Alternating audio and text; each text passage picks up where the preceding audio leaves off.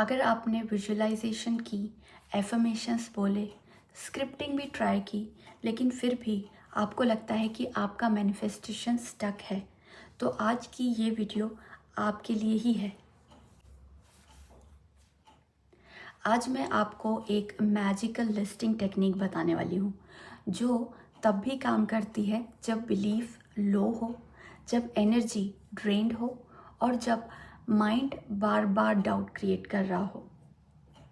And तक ज़रूर देखिएगा क्योंकि इस टेक्निक में एक छोटी सी चीज़ गलत हो जाएगी तो मैनिफेस्टेशन स्लो हो जाएगी।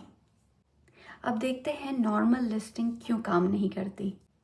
ज़्यादातर लोग लिस्टिंग को इस तरीके से करते हैं, यूनिवर्स मुझे ये चाहिए, यूनिवर्स मुझे वो चाहिए, यूनिवर्स प्लीज़ ये दे दो, और फिर वो लोग वेट करते हैं।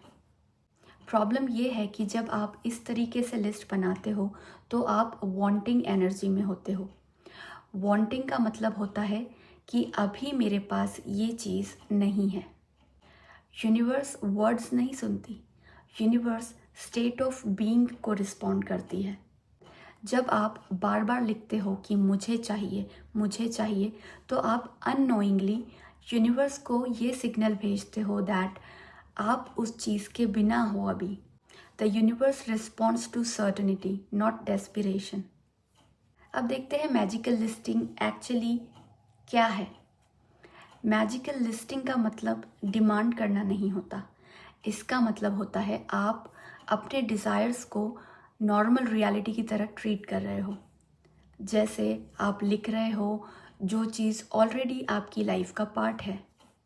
इस टेक्निक में आप फ्यूचर के लिए बेगिंग नहीं करते, आप प्रेजेंट के अंदर उस फ्यूचर को जेंटली अलाउ करते हो। जैसे आप लिखते हो मुझे एक परफेक्ट जॉब चाहिए, इसकी एनर्जी क्या होती है? प्रेशर। लेकिन जब आप लिखते हो दैट मुझे अच्छा लग रहा है कि मेरी लाइफ स्टेबल हो रही है, तो इसमें स्ट्रगल नहीं होता, इसमें सिर्फ एक्सेप्टेंस होती है। Manifestation becomes faster when desire feels familiar.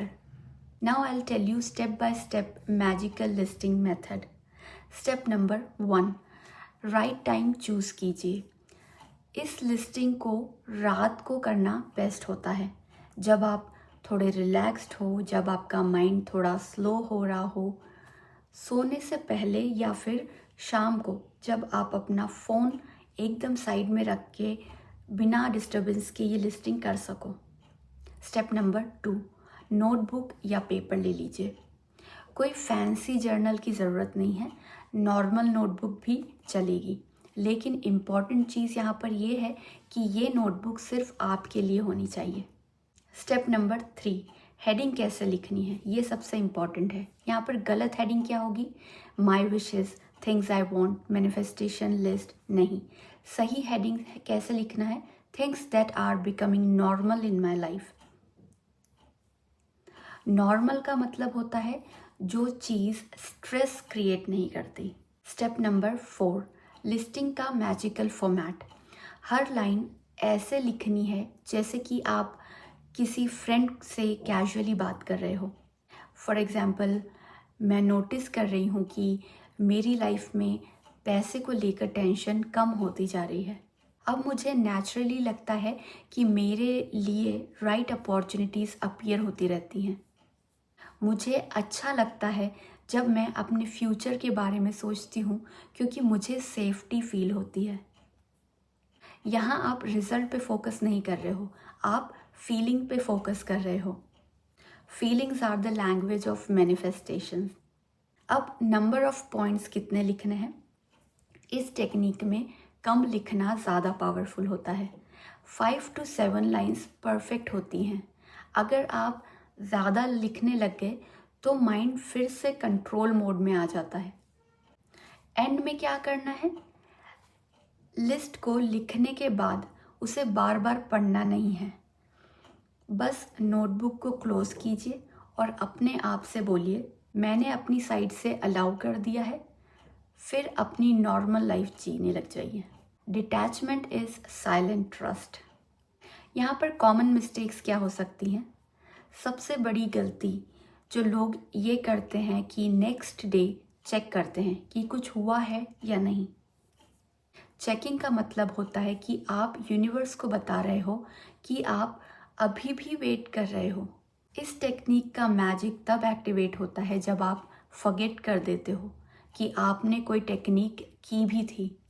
आपकी विशेस हैवी नहीं है, आपने बस उन्हें थोड़ा ज़्यादा सीरियस बना दिया है।